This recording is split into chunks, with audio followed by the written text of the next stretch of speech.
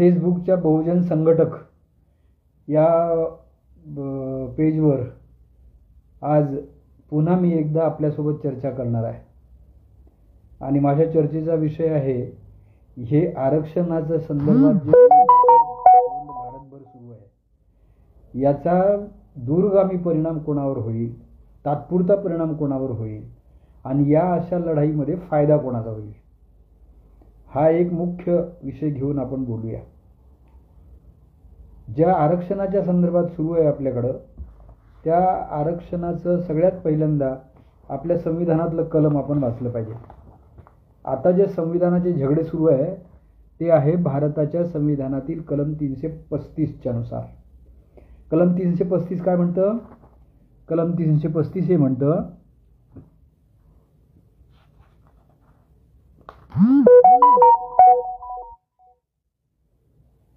कलम 335 म्हणतं सेवा व पदे यावर अनुसूचित जाती व अनुसूचित जनजाती यांचे हक्क राहतील.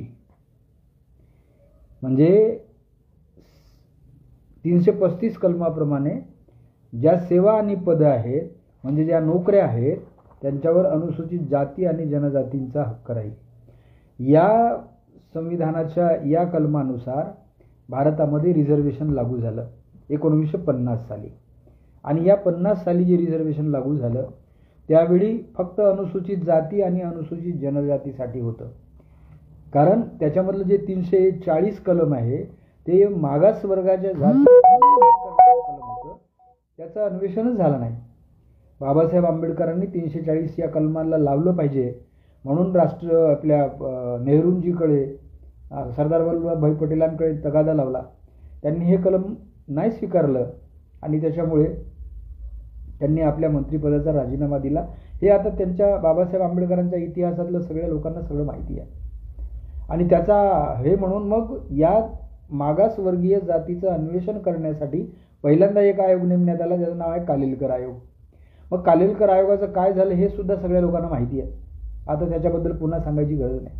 मग त्याच्यानंतर पुन्हा मंडल आयोग लागू झाला आणि मंडल आयोगाच्या शिफारशी व्ही.पी. सिंगाच्या राजवटीमध्ये पंतप्रधान असताना त्या लागू झाल्या. त्या 54% ओबीसी समाजासाठी म्हणजे चातुर्वर्ण व्यवस्थेतील जे शूद्र लोक आहेत त्या शूद्र लोकांची जनगणना करून शूद्र लोकांना समजून त्यांनी त्या जातीमधल्या 54% जातींना रिझर्वेशनचा हक्क देण्याचं ठरवलं. आता 54% जातींचं रिझर्वेशन करायचं म्हणजे मग 54% रिझर्वेशन लागेल. एकूण सरकारी नोकऱ्यांमध्ये 54% रिझर्वेशन लागेल. मग याचा हे करण्यामध्ये जेव्हा मंडल कमिशन लागू झालं त्यावेळी पुन्हा भारतामध्ये सगळी आंदोलनाची आणि विरोधी पक्षाची लाट उसळून आली. त्याचा परिणाम असा झाला की या मंडल आयोगाच्या शिफारशी त्यांनी सर्वोच्च न्यायालयात नेल्या आणि सर्वोच्च न्यायालयाने निर्णय दिला की 54% ओबीसींसाठी 27% आरक्षण म्हणजे 50% आरक्षण खतम केलं.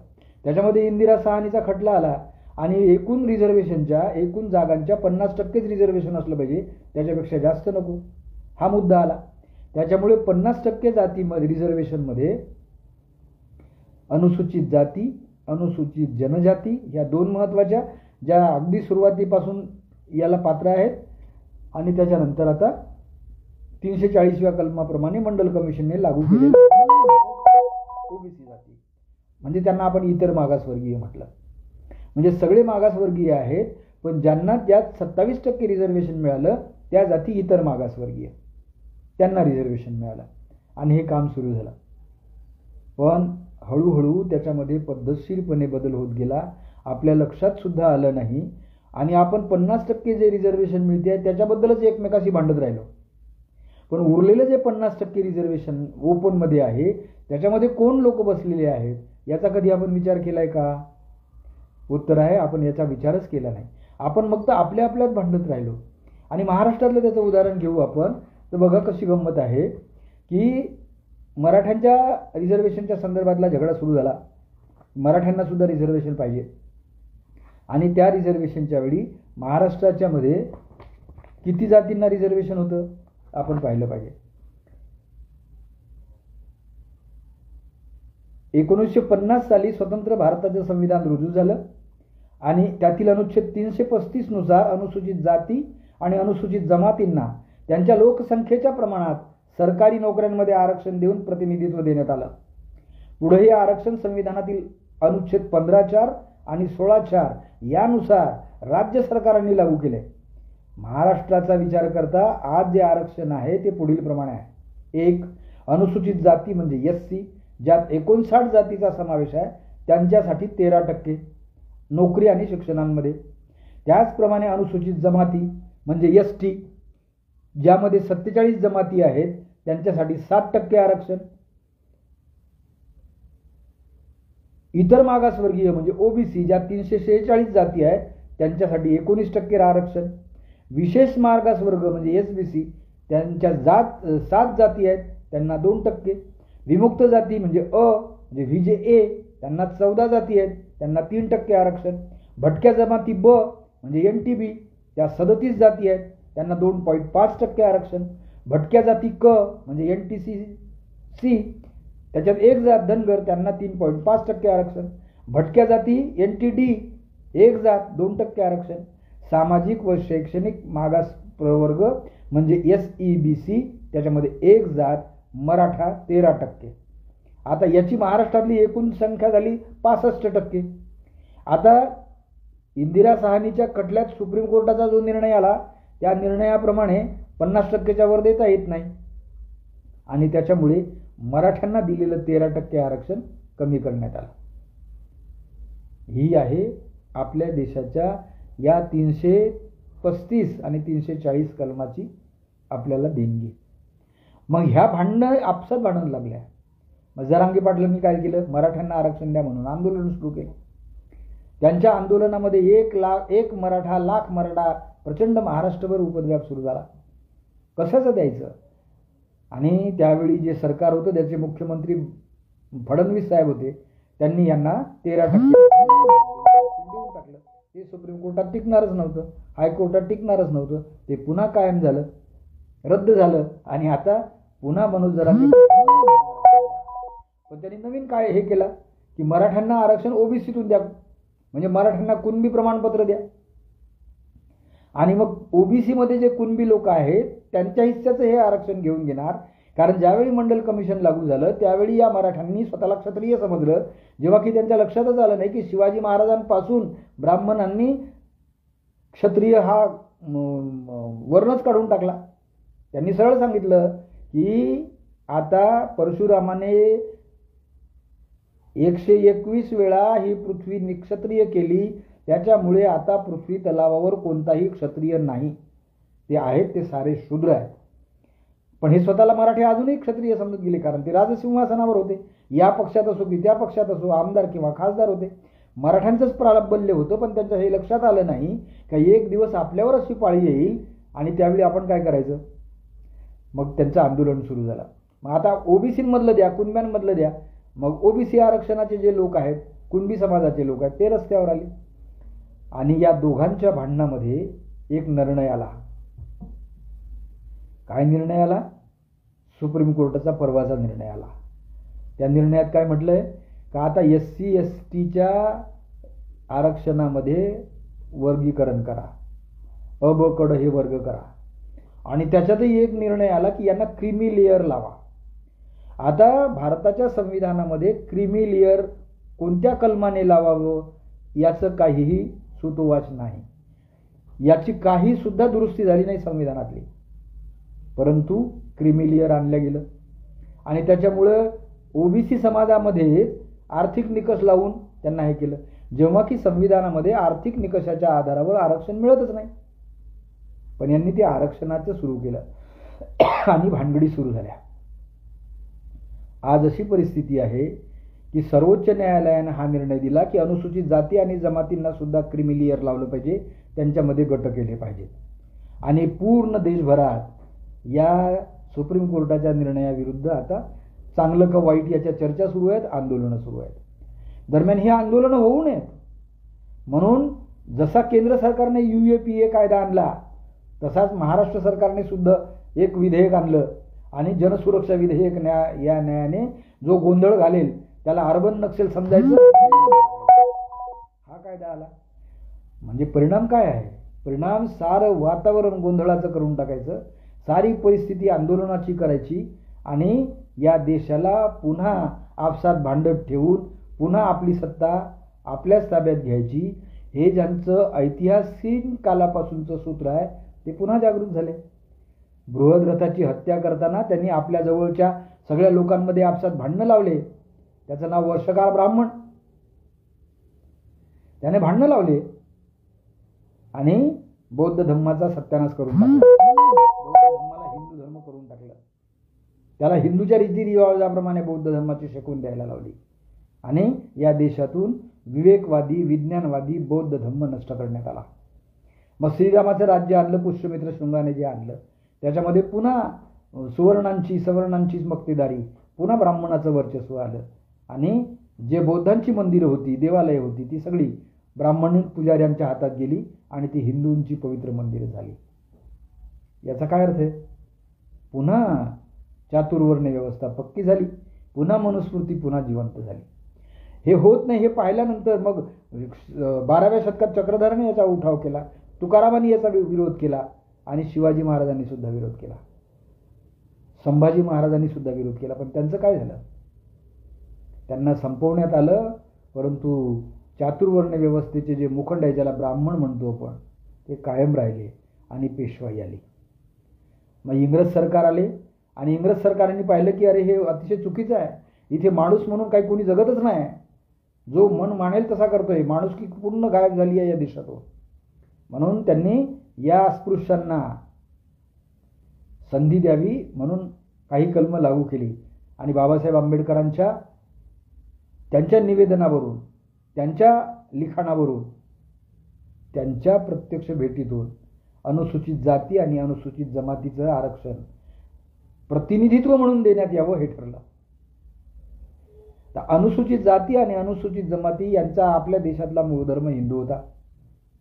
म्हणून हिंदू धर्मात असलेल्या लोकांना हे अनुसूचित जाती समजायचे आणि अनुसूचित जमाती समजायचे, जेव्हा की अनुसूचित जमाती ह्या मूळच्या हिंदू नाहीतच. परंतु त्यांना हिंदू म्हणजे हिंदुस्तान असं समजून हिंदुस्थानात जो राहील तो हिंदू आणि जो हिंदूच्या धर्माप्रमाणे वागेल मग तोच हिंदू. तो जर मुसलमानी धर्माप्रमाणे वागला तर तो वेगळा.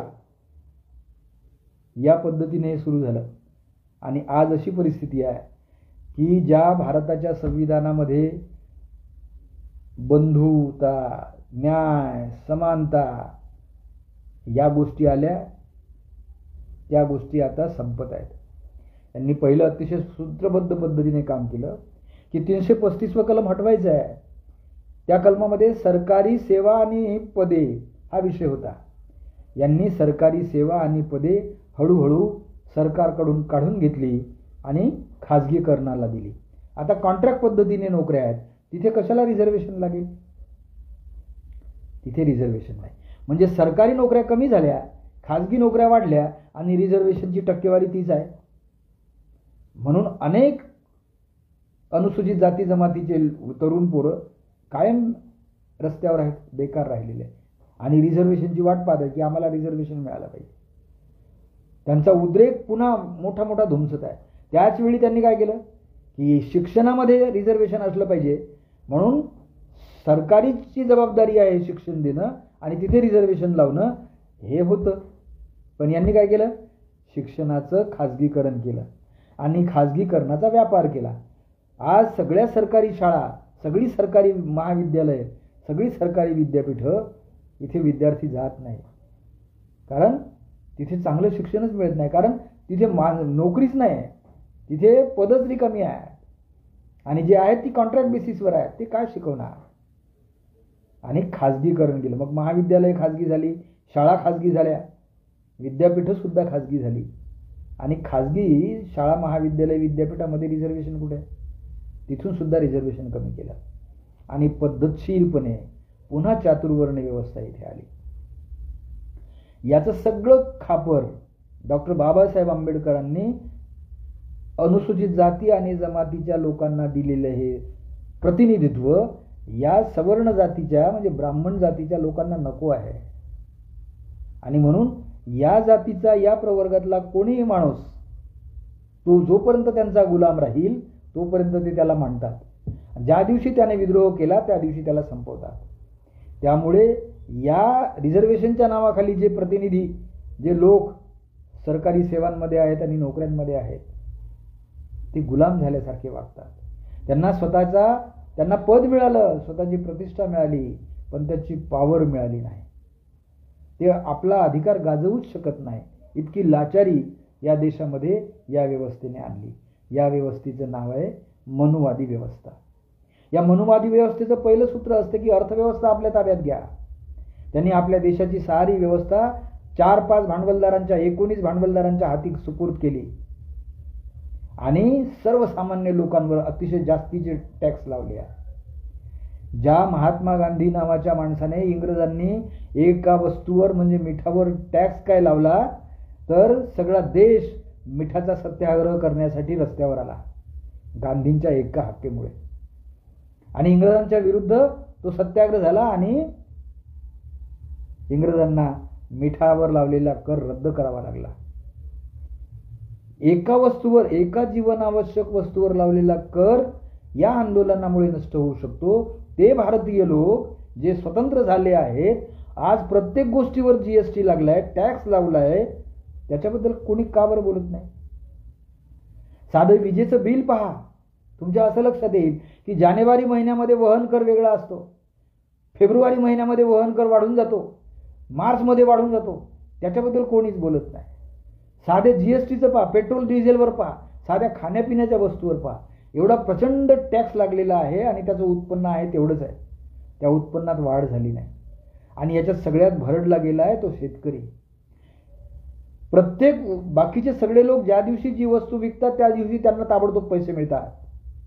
शेतकऱ्यांना काय आहे? शेतकऱ्यांची खूप वाईट अवस्था आहे. या वाईट अवस्थेला कोण बरं जबाबदार असेल? आपण हा विचार करूया. आणि जे स्वतःला बाबासाहेब आंबेडकरांचे लोक समजतात, आंबेडकरी विचारांचे लोक समजतात, ते आपण असलेले लोक, आपण काय केलं हा विचार आपण आता केला पाहिजे. आता ज्यावेळी अनुसूचित जातीच्या लोकांवर आता अबकड करण्याची वेळ आली त्यावेळी हे लोक रस्त्यावर उतरणार. होऊन काय होणार? क्रिमिलियर बाजूने सरणार. कारण आजच पंतप्रधानांनी म्हणून टाकलं नरेंद्र मोदींनी की आम्ही क्रिमिलियरची अट लावणार नाही, पण अबकड तर करणारच आहेत, म्हणजे एकूण एकच होणार. तेव्हा बाबासाहेब आंबेडकरांचा विचार आपण पुन्हा नव्याने लक्षात घेतला पाहिजे. मला आज प्रकर्षाने बाबासाहेब आंबेडकरांनी 18 मार्च 1956 रामलीला मैदानावर आग्र्याला जे भाषण दिलं ते भाषण मुळात हिंदीमधलं आहे. त्याचा मराठी अनुवाद अजून आपण केला नाही. त्या हिंदीमधलाच मी जसाच्या तसा तुम्हाला वाचून दाखवतो आणि त्या भाषणाचे काही मुद्दे, जे 7 मुद्दे आहेत, त्याच्यातले महत्त्वाचे मुद्दे आपण आज मुद्दामच विचारासाठी घेऊया. बाबासाहेब त्यावेळी काय म्हणाले?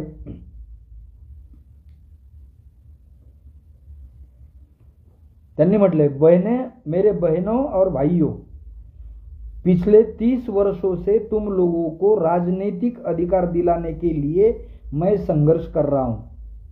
मैंने तुम्हें संसद और राज्य विधानसभाओं में सीटों का आरक्षण दिलाया है. मैंने तुम्हारे बच्चों की शिक्षा के लिए उचित प्रावधान करवाया है. आज हम प्रगति कर सकते हैं. अब यह तुम्हारा कर्तव्य है कि शैक्षिक, आर्थिक और सामाजिक गैर बराबरी को दूर करने के लिए एकजुट होकर इस संघर्ष को जारी रखें. इसी उद्देश्य हेतु तुम्हें हर प्रकार की कुर्बानियों के लिए तैयार रहना चाहिए. यहाँ तक कि खून बहाने के लिए भी बिना कुर्बानी दिए कुछ हासिल नहीं होता. बघा काय म्हणाले बाबासाहेब की तुम्हाला 30 वर्षापासून तुमच्यासाठी मी संघर्ष करत आहे आणि तुम्हाला प्रतिनिधित्व दिलं संसदेमध्ये, तुम्हाला शिक्षणामध्ये प्रतिनिधित्व दिलं. आता ही तुमची जबाबदारी आहे की तुम्ही हे पुढे नेलं पाहिजे आणि तुम्ही जर हे केलं नाही तर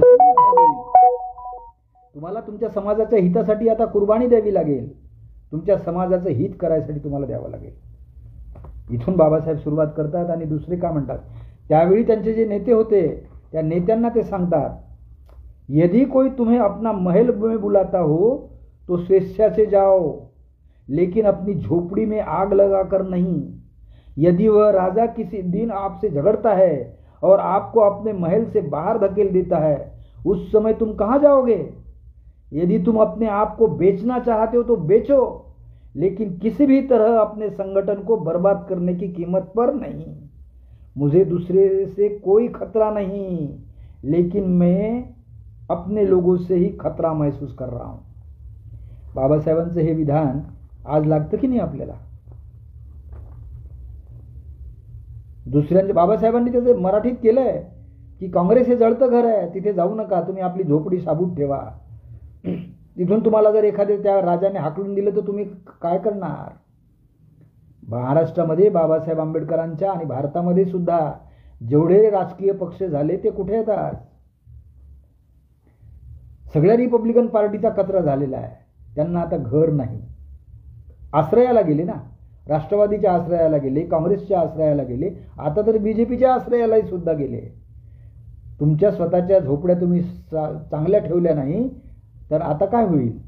आता जे होत आहे ते वेगवेगळ्या दिवशी रोज जे कायदे बनले जातात आणि जे निर्णय घेतले जातात त्याच्यात लक्षात आलं पाहिजे. हे आलं नाही. आणि सगळ्यात महत्त्वाचं, बाबासाहेबांनी ज्याच्याबद्दल अतिशय आग्रह धरला तो आग्रह हा याच्यात आलाच पाहिजे. भूमिहीन मजदूरों को संबोधित करते हुए उन्होंने कहा, मैं गांव में रहने वालों भूमिहीन मजदूरों के लिए काफी चिंतित हूं. मैं उनके लिए ज्यादा कुछ नहीं कर पाया. मैं उनके दुख और तकलीफों सहन नहीं कर पा रहा हूं. उनकी तबाहियों का मुख्य कारण है कि उनके पास जमीन नहीं है, इसलिए वो अत्याचार और अपमान का शिकार होते हैं. वे अपना उत्थान नहीं कर पाएंगे. मैं इनके लिए संघर्ष करूंगा. यदि सरकार इस कार्य में कोई बाधा उत्पन्न करती है तो मैं इन लोगों का नेतृत्व करूंगा और इन वैधानिक लड़ाई लड़ूंगा, लेकिन किसी भी हालत में मैं भूमिहीन लोगों को जमीन दिलाने का भरसक प्रयास करूंगा. ज्या शेतकरी वर्गाचा आणि शेतमजूर वर्गांचं जे बहुसंख्येनं आपल्या देशामध्ये लोकसंख्येच्या मानात आहेत, त्यांच्यासाठी बाबासाहेब आंबेडकर 56 साली म्हणतात की मी आता त्यांच्यासाठी लढाई करणार आहे.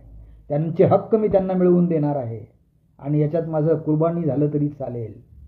आज काय झालं? आज हे शेतकरी शेतमजूर कुठे आहेत? त्यांचा अजून कोणी आपल्या देशात वाली नाही. महाराष्ट्रात सुद्धा कोणी वाली नाही. ही गोष्ट आपल्या लक्षात येते. आणि जे बाबासाहेबांचे स्वतःला अनुयायी समजतात, आंबेडकरवादी समजतात, त्यांच्याबद्दल बाबासाहेब असं म्हणतात,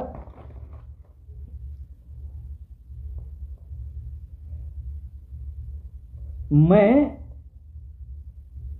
अपने लोगों पर आधारित हूं. मैं इस धम्म का बहुत सालों से प्रयास के बाद बौद्ध धम्म खोज पाया हूं. अब मैं जल्दी ही बुद्धिस्ट बन जाऊंगा.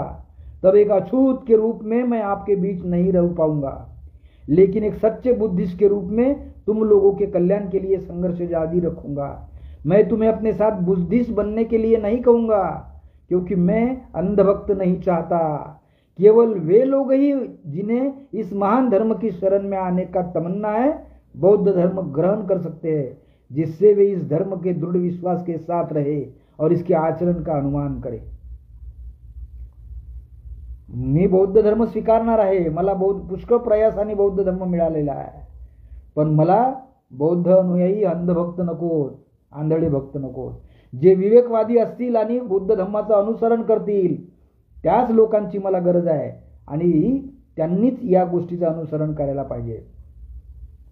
आणि बौद्ध भिक्षुकाबद्दल बाबासाहेब म्हणतात, बौद्ध धर्म एक महान धर्म है. इस धर्म में संस्थापक तथागत बुद्ध इस धर्म का प्रसार किया है और अपने अच्छाइयों के कारण यह धर्म भारत में दूर दूर तक गली कूचे तक पहुंचा सका.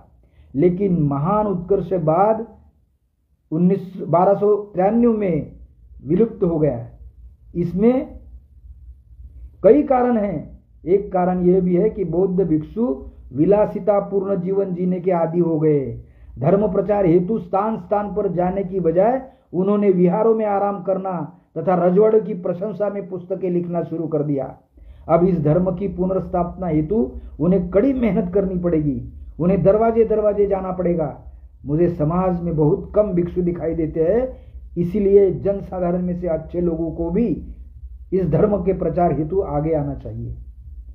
बाबासाहेबांनी या बौद्ध धर्माबद्दल हे विचारधारणा व्यक्त केली आहे की हा जगातला मला इतक्या विचारांती हा धर्म सापडला आहे की जो विवेकवादी विज्ञानवादी असेल आणि त्याला पुढे नेण्यासाठी आता आपल्याला तयारी केली पाहिजे.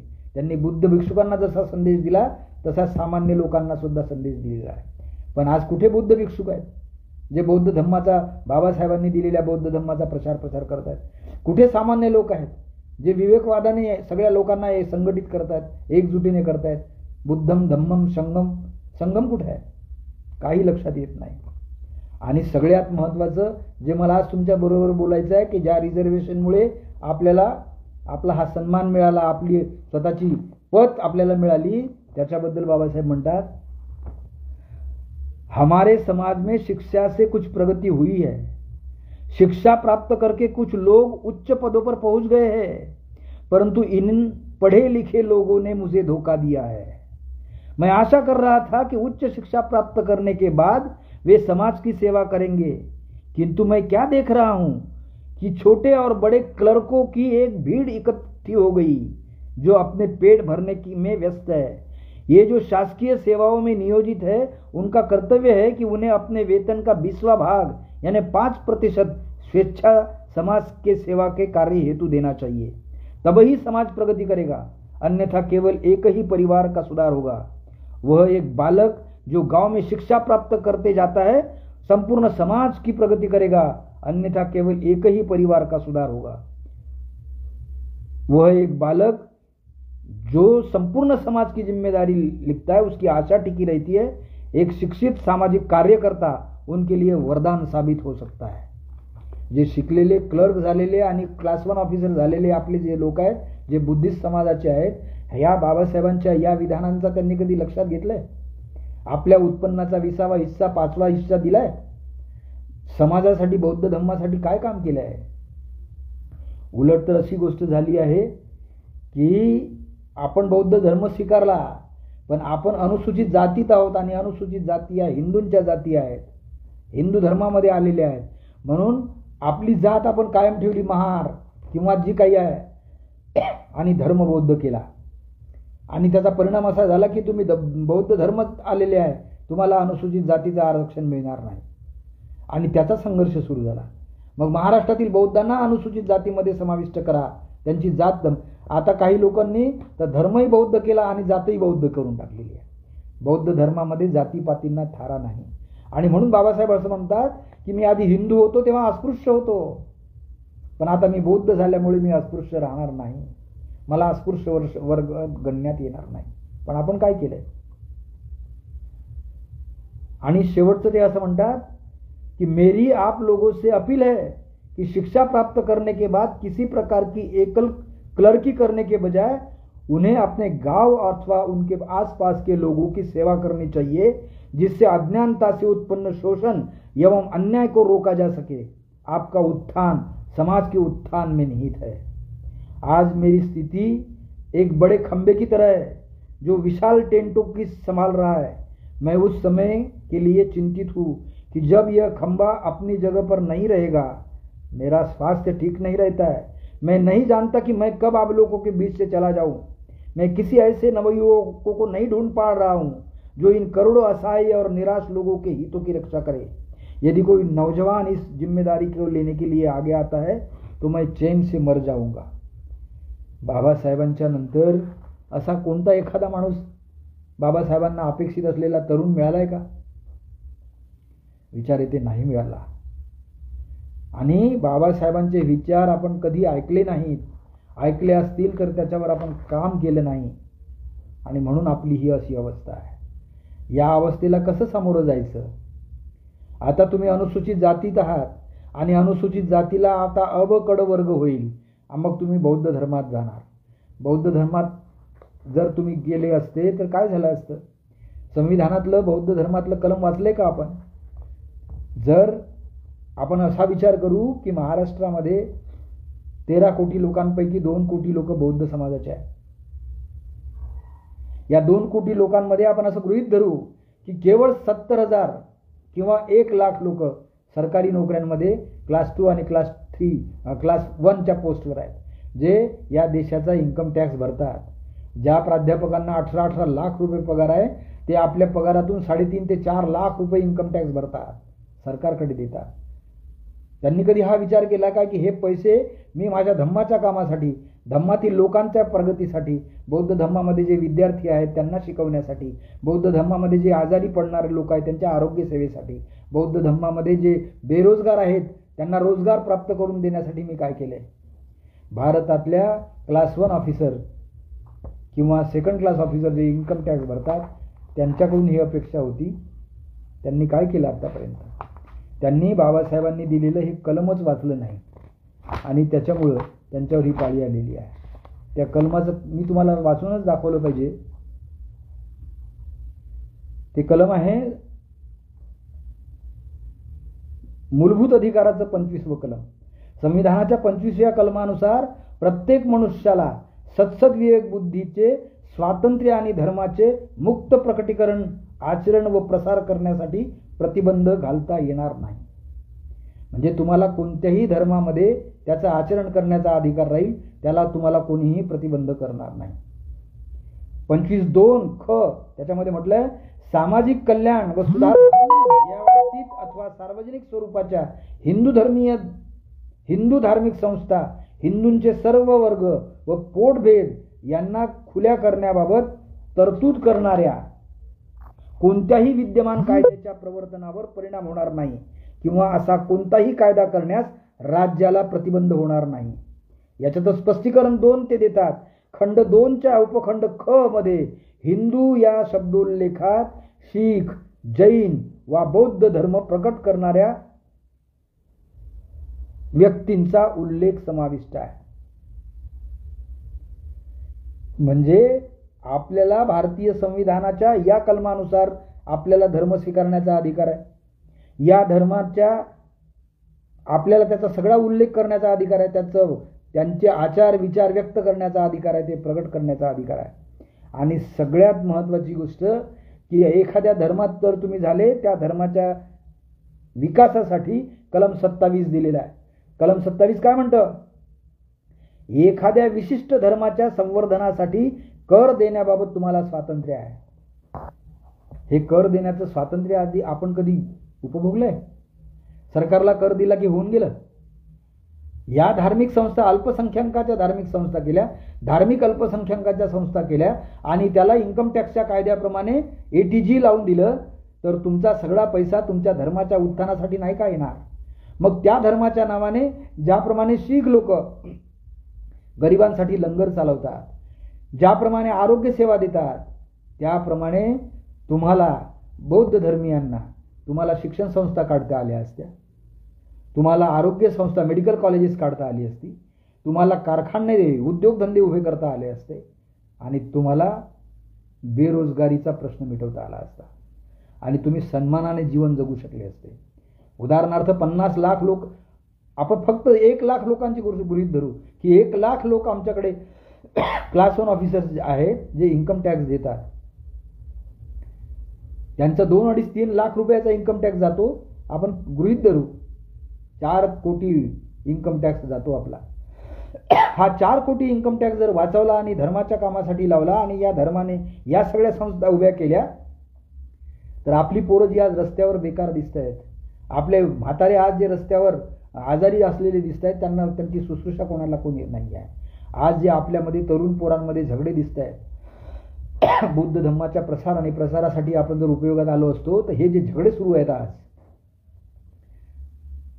कुणबी विरुद्ध मराठा, मुसलमान विरुद्ध हिंदू, आता OBC विरुद्ध धनगर विरुद्ध, काय काय आणि आपल्यात तर आधीच केले आहे. हा विरुद्ध तो. आपल्याला भांडण ठेवायचं आहे आणि भांडण ठेवणं हे त्यांना सोयीचं आहे. कसं सोयीचं आहे? मी शेवटचा मुद्दा सांगतो आणि थांबतो. त्यांना भांडणं आपण लक्षात घेत नाही की तुमचं 335 कलम तुमचं सेवा आणि पदांसाठी होतं ना, केंद्र सरकारसाठी होतं ना. मग केंद्र सरकारने ही पदं भरली का? भरली असतील तर मी तुम्हाला तक्ता वाचून दाखवतो. याच्यामध्ये किती लोक तुमचे आहेत हे लक्षात ठेवा. आरक्षण तक्ता हा 2020चा आहे, 21चा आहे. हा लक्षात ठेवा. भारताच्या राष्ट्रपती सचिवालयामध्ये सचिव आहेत 49.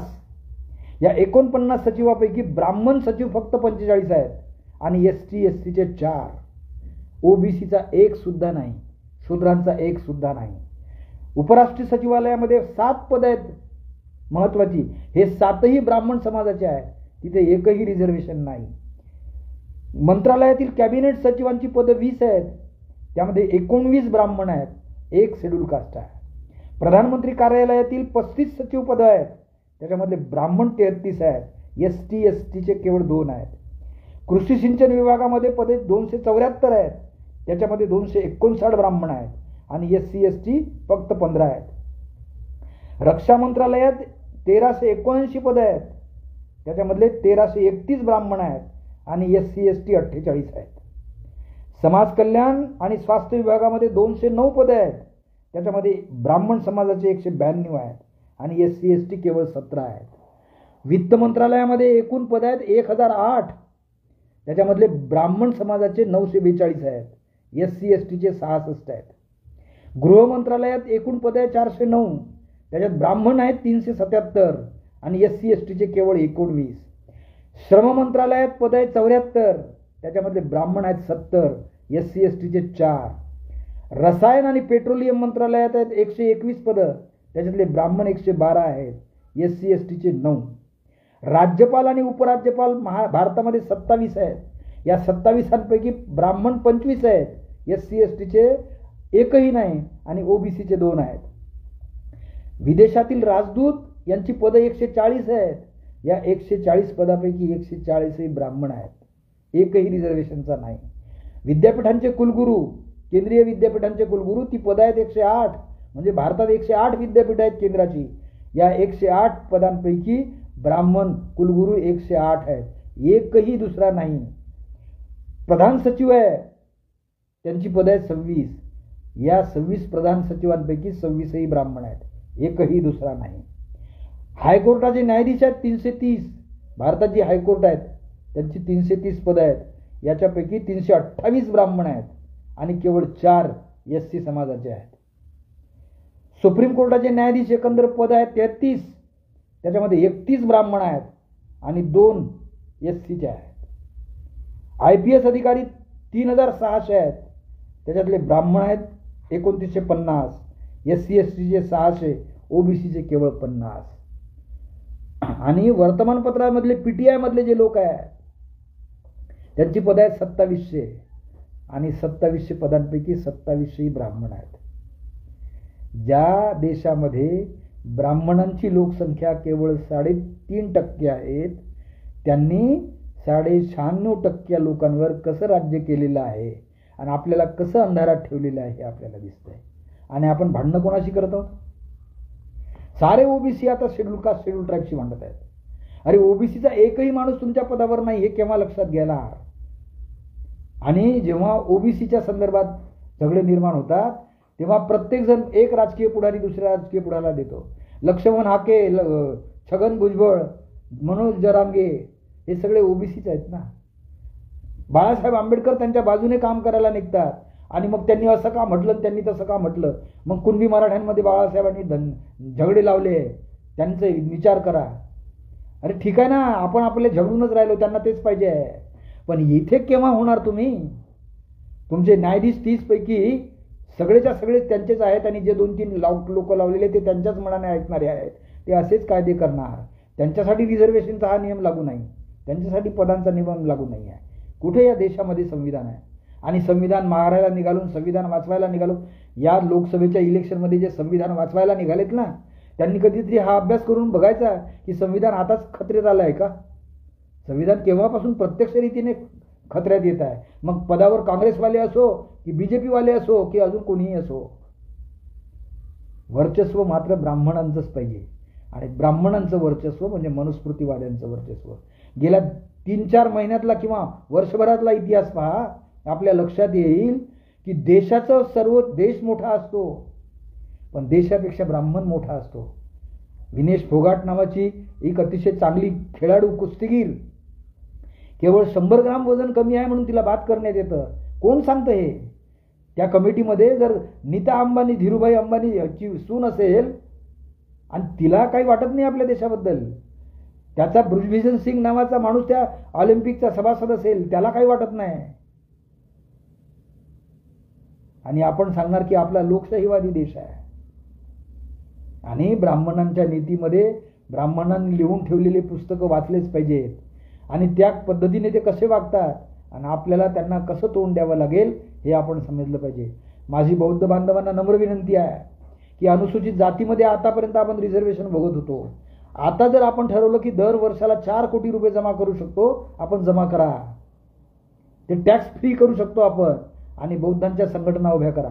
हे राजकारण जाऊ द्या, राजकारणी लोक राजकारणाच्या पद्धतीनं पाहत असतील, पण मी जर हे 4 कोटी उभे केले तर 5 कोटी उभे करायला आपल्याला मेडिकल कॉलेज 5 कोटी रुपयात काढता येतं. एक इंडस्ट्री उभी करायला आपल्याला 10 कोटी लागतात. 2 वर्षात तुमची इंडस्ट्री उभी होऊ शकते. आणि तुमच्या मुलांना शिक्षण संस्था काढायला काही लागत नाही, 25 लाख रुपये लागतात. तुम्ही वारंवार शिक्षण संस्था काढू शकता जिथे तुमच्या विद्यार्थ्यांना मोफत शिक्षण मिळेल, त्यांना चांगल्या दर्जाचं शिक्षण मिळेल. परदेशी जायची गरज असताना आणि गंमत पहा ना, पहिल्यांदी बाबासाहेब आंबेडकरांची बार्टी नावाची संस्था होती जी सगळ्या अनुसूचित जाती जमातीच्या लोकांना न्याय देत होती. यांनी त्याचे खंडन करून टाकलं. बार्टी, सारथी, महाज्योती, आता आरटी. अमाऊंट तेवढाच आहे, पण त्याच्यावर काम करणारे जे पदाधिकारी आहेत ते यांचे नाहीत. त्या पैशाचा कसा सत्यानाश करतात. हे लाडकी बहीण योजना, लाडका भाऊ योजना, तीर्थ दर्शन यात्रा, ह्या योजना. आपल्या देशाचा विकास झाला आहे, आपल्या लक्षातच नाही आलं विकास कशाला म्हणायचं. विकास या शब्दाचा इंग्रजी अर्थ आहे डेव्हलपमेंट. डेव्हलपमेंट म्हणजे काय? डेव्हलपमेंट याचा अर्थ आहे की रस्ते बांधले, सडका बांधल्या, घरं बांधल्या, मोठ्या मोठ्या ऑफिसेस बांधलेल्या आहे, याला विकास म्हणतात. परंतु हा माणसांचा विकास झाला का? माणसाचा विकास व्हायचा असेल तर बाबासाहेबांनी दिलेला शब्द वापरला पाहिजे. तुमची प्रोग्रेस झाली पाहिजे. प्रोग्रेस म्हणजे प्रगती. प्रगती रस्त्याची होत नाही, प्रगती इमारतींची होत नाही, प्रगती माणसांची होते. माणसांच्या प्रगतीसाठी या देशात गेली 70 वर्षात कोणी काय काम केलंय? एखाद्या जातीला समानतेच्या दर्जावर आणण्यासाठी कोणत्या राजकारण्यांनी प्रयत्न केले? एखाद्या नीच जातीच्या, ज्याला आपण अस्पृश्य समजतो, त्या जातीला पूर्णपणे माणुसकी देण्यासाठी आपण काय प्रयत्न केले? काहीही नाही. आपल्या देशाची प्रगती शून्य आहे आणि आपण फार गोडवे गातो आहे. मित्रहो, विशेषतः आंबेडकरी विचार करणाऱ्या लोकांनी, ते बौद्ध धम्मातच आहेत असं नाही, आता ते सगळ्या लोकांमध्ये मिसळत आहेत. कारण त्यांना लक्षात आलं की बाबासाहेब आंबेडकर यांचा विचारच आपला उद्धार करता विचार आहे, बाकीचा नाही. म्हणून हे लक्षात घ्या. आणि हे जाऊ दे आता, ह्या राजकारणी तो काय म्हणतो, तो काय म्हणतो, काय माहित नाही. आपण आता प्रत्यक्ष कामाला सुरुवात केली पाहिजे. कारण त्यांना 2025 साली या देशाचं संविधान संपवायचं आहे, म्हणजे संपवायचं आहे. 100 वर्षात त्यांनी प्रतिज्ञा केली होती आणि ते प्रतिज्ञेचे एवढे पक्के असतात की ते स्वतःच्या भावाला सोडत नाहीत, स्वतःच्या मित्राला सोडत नाही, काय स्वतःच्या मुलीला सुद्धा सोडत नाहीत जर ते त्यांच्या कार्यक्रमात आड येत असेल तर. एवढी त्यांची एकजूट आहे. मला गेल्या 50 वर्षात सांगा, ब्राह्मण आपसात कधी भांडणं करताना दिसलंय तुम्हाला? जसे बौद्ध एकमेकांशी भांडतात, जसे तेलीमाळी ओबीसी एकमेकांशी भांडतात, तसा एखादा सांगा. उलट ते तुमच्यात भांडणं लावून देतात, हिंदू विरुद्ध मुसलमान. पण ब्राह्मणांनी आपल्या मुली मुसलमानांना दिल्या हे त्यांच्या लक्षात येत नाही. त्यांच्यावर आपण हे करतो. अरे जो हिंदू मुसलमान दंगे लावतो त्याची भाची मुसलमानांना दिली आहे, ते आपल्या लक्षात येत नाही. म्हणून हे ध्यानात घ्या. ते कधीच भांडत नाही, ते एकजूट असतात आणि या विचारावर असतात की या देशावर माझंच सर्वस्व असलं पाहिजे, बाकीचे सगळे गुलाम आणि लाचारच झाले पाहिजे. ती अवस्था जर येऊ द्यायची नसेल तर बाबासाहेब आंबेडकरांमुळे आपण शिकलो, बाबासाहेब आंबेडकरांमुळे आपल्याला जीवन मिळालं, बाबासाहेब आंबेडकरांमुळे बुद्धी मिळाली आणि विचार करण्याची क्षमता वाढली. बाबासाहेब आंबेडकरांचे शब्द लक्षात घेतले पाहिजेत आणि आपसातले हेवे दावे बंद करूया. राजकारणात राहतील ना 15 पक्ष राहतील आणि त्यांचे 15 नेते, सारेच्या सारे अखिल भारतीय राहू द्या ना, काही फरक पडत नाही. विकास करण्याच्या आधी आपण प्रोग्रेस करूया की मला माझे विद्यार्थी कसे घडवता येतील, माझ्या मुलाबाळांचं काय, याचा विचार करूया आणि त्यांच्यासाठी काम करूया. आज आपल्याजवळ पगार आहे, आपण टॅक्स देतो. बाबासाहेबांनी याच आग्र्याच्या भाषणात म्हटलंय की 20% द्या, तुम्ही तुमचा 5वा हिस्सा द्या. तो इन्कम टॅक्समध्ये सूट होतो, तो करा. तरच या देशाला तुम्ही वाचवू शकता लोकशाही म्हणून, तरच या देशाचं संविधान वाचवू शकता जगातलं उत्कृष्ट संविधान म्हणून. कारण बाबासाहेबांनी 25 नोव्हेंबरला म्हटलंय ना की संविधान कितीही चांगलं असलं तर ते वापरणारे लोक, ते त्याची अंमलबजावणी करणारे लोक जर वाईट असतील तर काय होणार. अंमलबजावणी करणारे लोक वाईटच निघाले. आपण नेहरूंना खूप चांगलं म्हणत आहोत, काही हरकत नाही, जाऊ द्या. कारण हे सरकार, बीजेपीचं सरकार प्रत्येक वेळी नेहरूचं नाव घेते आणि नेहरूने 70 वर्षात काय केलं आणि स्वतःचं लपवते. पण आपल्या हे लक्षात आलं पाहिजे की ज्या नेहरूंनी ज्यावेळी प्रांताचे मुख्यमंत्री करायचे होते, सारे 14चे 14 मुख्यमंत्री ब्राह्मण समाजाचे केले ना. त्यावेळी कुठे गेले? त्यावेळी ओबीसी समाजाचे नव्हते, त्यावेळी सरदार वल्लभभाई पटेल नव्हते, त्यांच्या समाजाचे नव्हते कोणी, त्यावेळी पंजाबराव देशमुख नव्हते कोणी. आपल्या लक्षात येत नाही. म्हणून ओबीसी समाजाला जवळ घ्या, त्यांच्यामधला हा अहंकार दूर करा. आणि तो केव्हा होईल की तुमची प्रगती त्यांना दिसेल. आज ते तुमच्या प्रगतीमुळे जळत आहेत आणि जातीय भांडणं लावणारे ते तयार आहेत. हे आपण थांबवलं पाहिजे मित्र हो. कारण आता बाबासाहेबांनी म्हटलं की आता हे आंदोलनं, उपोषणं, धरणे, मोर्चे हे बंद करा. आपण लोकशाही यंत्रणेत आहोत. आता आपण सगळे आपले प्रश्न संविधानिक मार्गाने सोडवले पाहिजेत. आणि संविधानिक मार्ग हाच आहे की माझी प्रगती मी करेल, मला माझे 4 लोक मिळाले पाहिजेत, मी संघटन बांधील आणि ते संघटन एका विशिष्ट कार्यासाठी लागेल, ना की राजकारणासाठी, दुसऱ्या कामासाठी. तरच आणि आपली तरच प्रगती होऊ शकेल. नाही तर त्यांनी ठरवलेलं आहे 2025 नंतर 2047 पर्यंत या देशाचं संविधान लंब, आपणही लंबे, पोरं तर झालेच आहे. बघा, मला आज संधी मिळाली त्याबद्दल मी राहुल खांडेकरला धन्यवाद देतो आणि आज थांबतो. जय भीम, नमो बुद्धाय.